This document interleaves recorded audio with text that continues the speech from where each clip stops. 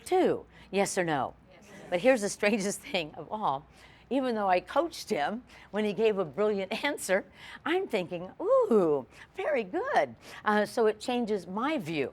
So that when we support children to give a answer, it does have multiple benefits to the child, to the class, and to me. All of us, our perspective to that child is changing. And as long as we all believe you're a learner, you're more likely to act like a learner. Okay? Now, in terms of missed opportunities, I wrote down two big ones, and you probably have some others. But first one I wrote down, really, Holly, went along with what we were discussing in terms of vocabulary instruction.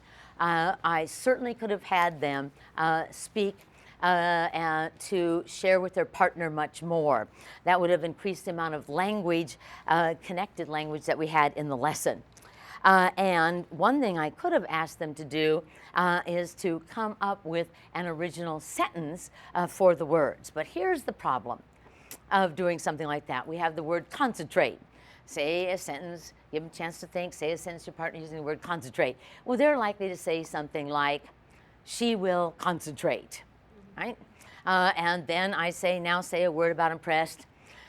She was impressed. Now say a word about educated. She was educated. Isn't this sort of like what might happen? And so that tells you that they know the part of speech, but doesn't tell you if they have any idea of the meaning of the word.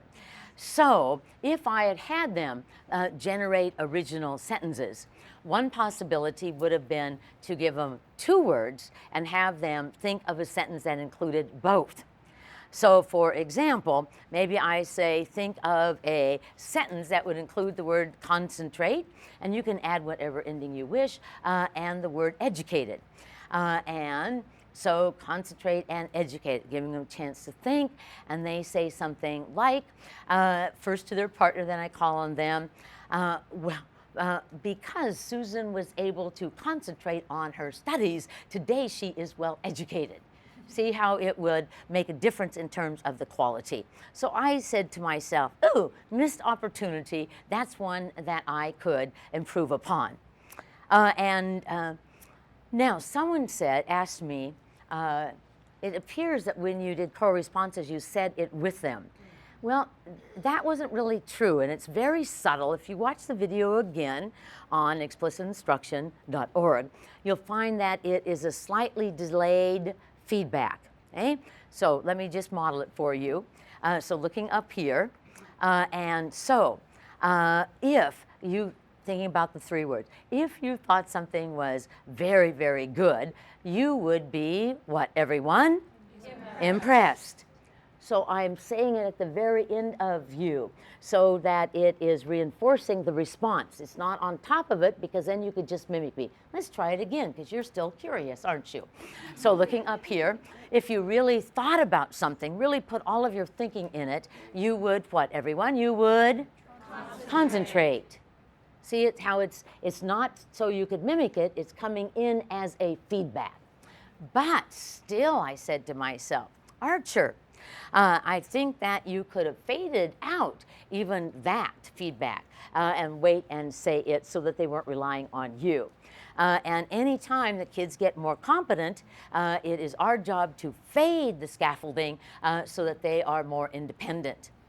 Well, we are going to listen to three other things that you thought were good practice. So looking down at your paper and put your finger on one that you thought was really a good idea.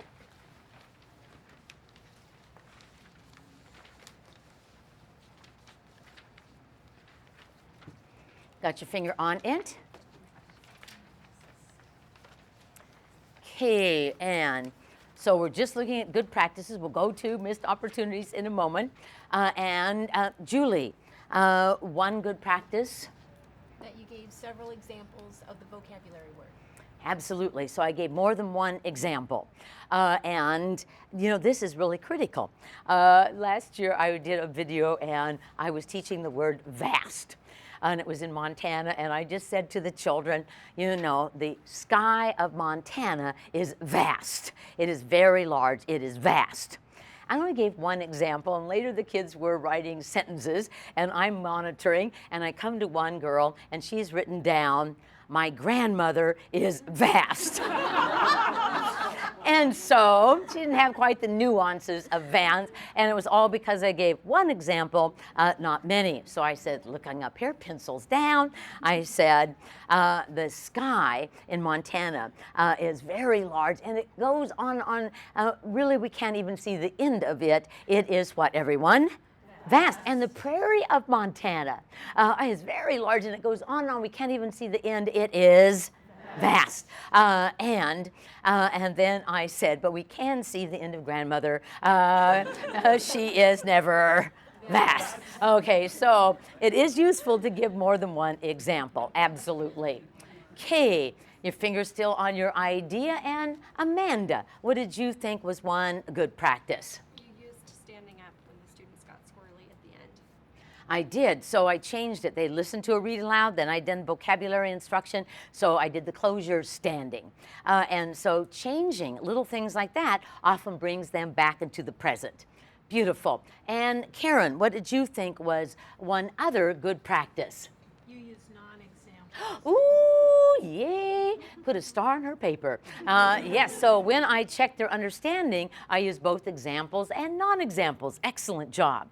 Okay, now I've already gotten your two big ideas on missed opportunities, but turn over to your missed opportunity and put your finger on what you thought would be a big improvement in that lesson.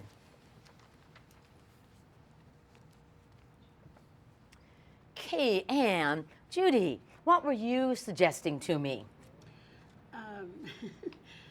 That when the children share, they give examples or non-examples, but then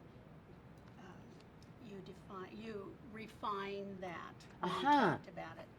Maybe giving them more structure or yes, support and so to do when that. they gave answers, I could have refined it for the universal understanding. Very good. And looking around the room, and Heather, what would you suggest?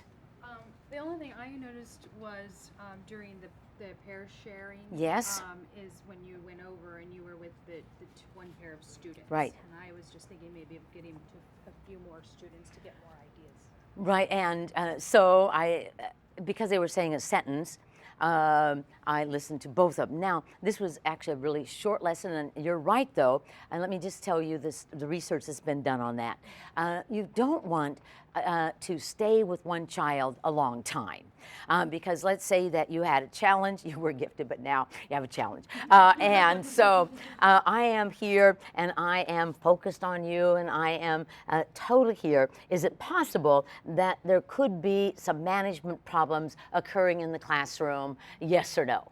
Yes, okay? And so you probably don't want to spend more than like 30 seconds. Now that doesn't mean you have a stopwatch and say, oh, sorry, time's up. But sometimes we get so embedded, we're here for a minute or 2 minutes or 3 minutes, and then things begin to go downhill.